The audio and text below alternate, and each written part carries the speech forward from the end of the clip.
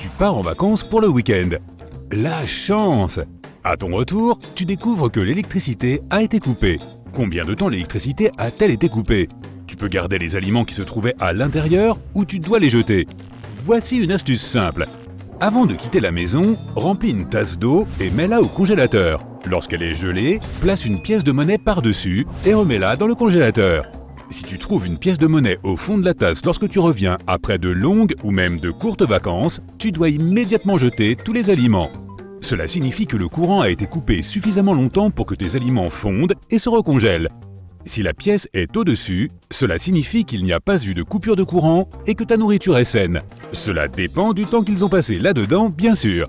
Si la pièce se trouve au milieu de la tasse, cela signifie que la coupure de courant n'a pas duré longtemps. La plupart de tes aliments sont probablement encore frais. Comme dit le vieil adage, en cas de doute, jette-les. Les risques pour ta santé n'en valent pas la peine. Combien de temps les aliments peuvent-ils rester dans notre congélateur? Cela dépend de leur nature. S'il s'agit de poisson, de poulet, de bœuf ou de légumes, si c'est un bloc de glace à base de fruits, tu peux probablement le laisser là jusqu'à la prochaine décennie. Bien que je ne le recommande pas. Autant en profiter maintenant pendant que tu fouilles dans ton congélateur. Tout dépend de sa taille et surtout de la température actuelle. Au cas où tu hésiterais, nous allons simplement nous limiter à la moyenne. Selon les sources officielles sur la sécurité alimentaire, si la température de ton congélateur est égale ou inférieure à moins 17 degrés Celsius, le bacon et les saucisses peuvent se conserver de 1 à 2 mois. Idem pour le jambon. Les viandes à hamburger et la volaille hachée se conservent de 3 à 4 mois. Le bœuf, le veau, l'agneau et le porc frais sont bons de 4 à 12 mois. Pour de nombreux produits, la période exacte dépend du fait qu'ils soient frais, cuits ou emballés sous vide. Le poulet ou la dinde frais peuvent durer de 9 mois à 1 an. Le poisson gras est comestible pendant 2 à 3 mois. Tandis que le poisson maigre, comme l'aigle fin, est comestible pendant 6 à 8 mois. Garde le homard dehors, il n'est pas recommandé de le congeler. Certaines tartes, comme les tartes à la crème, ne se congèlent pas bien, alors je vais les manger maintenant. Mais une quiche cuite se conserve jusqu'à 3 mois. Les soupes et les ragoûts se conservent entre 2 et 6 mois. Et les choses comme les nuggets de poulet ou la pizza peuvent se conserver plus d'1 mois. Mais il est préférable de les réfrigérer pour les manger le lendemain. Passons aux grands espaces. Le froid a des pouvoirs remarquables pour préserver les choses. Tu as sans doute entendu parler d'une des momies les plus célèbres du monde, qui peut, ou non, avoir été un papa, mais qui est sans aucun doute un homme. L'homme de glace a été trouvé dans les Alpes autrichiennes en 1991, après avoir été congelé pendant environ 5000 ans. Je suppose que cela a dépassé sa date limite de consommation. L'un de ses surnoms est Fritz Gelé. Il existe plusieurs théories sur la façon dont il s'est retrouvé là, mais il se peut qu'il ait participé à une bataille. Il a probablement mangé juste avant, puisque son estomac était plein. Les scientifiques ont même pu dire quel était son dernier repas. Et ce n'était pas un repas végétarien. Il y a très longtemps, des scientifiques ont dégelé un chiot vieux de 18 000 ans dans le permafrost russe. C'est une découverte rare car il a été très bien conservé. Il s'agissait bien d'un mâle, mais ils n'ont pas pu déterminer s'il s'agissait d'un chien ou d'un loup. Les chercheurs continuent de recueillir des données sur l'évolution des chiens modernes. Nos ancêtres n'avaient pas que des chiens qui rôdaient, ils devaient aussi se soucier des lions des cavernes.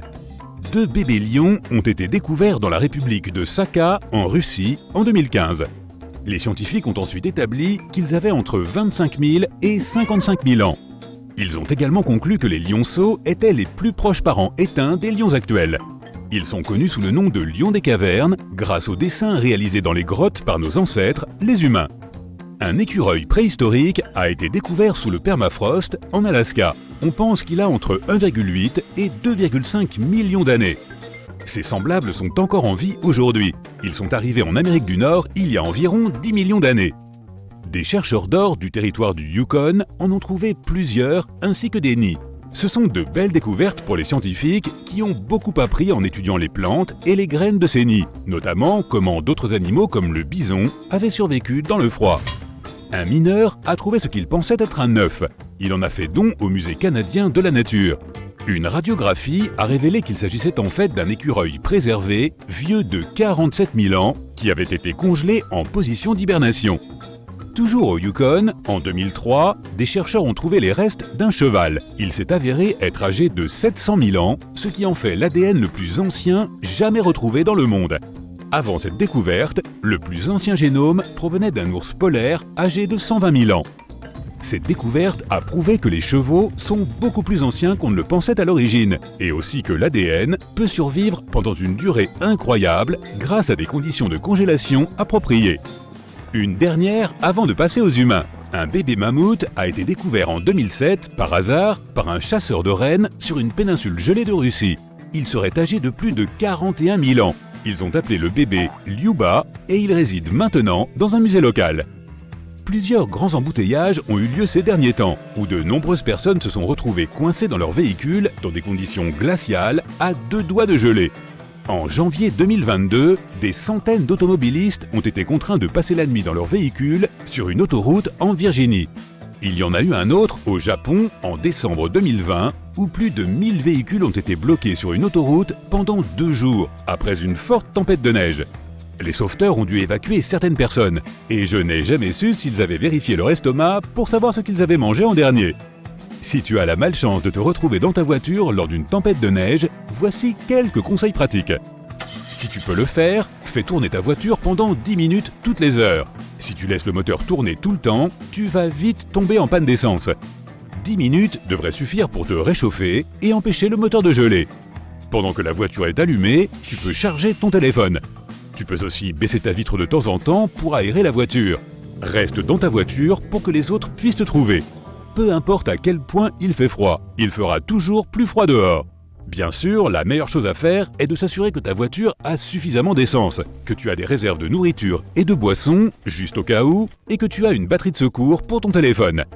Une couverture d'urgence est aussi une bonne idée. Avec un peu de chance, tu n'auras jamais à t'en servir, mais il est préférable d'en avoir une. Nous te conseillons de garder un œil sur les alertes météo avant de t'aventurer à l'extérieur. As-tu déjà mis quelque chose de bizarre dans ton congélateur, comme un écureuil congelé? Non, je plaisante. Certaines personnes l'utilisent comme un coffre-fort pour stocker de l'argent. D'autres y ont stocké des documents, peut-être pour les cacher des cambrioleurs ou des regards indiscrets, ou simplement en cas d'incendie. Ce n'est pas une mauvaise idée. Est-ce de là que proviennent les actifs gelés?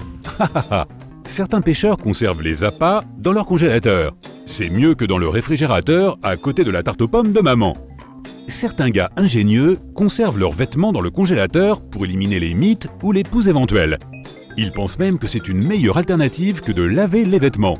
Bien que ce soit une idée raisonnable en théorie, en quelque sorte, les congélateurs domestiques ordinaires ne sont pas assez froids pour exterminer les bactéries.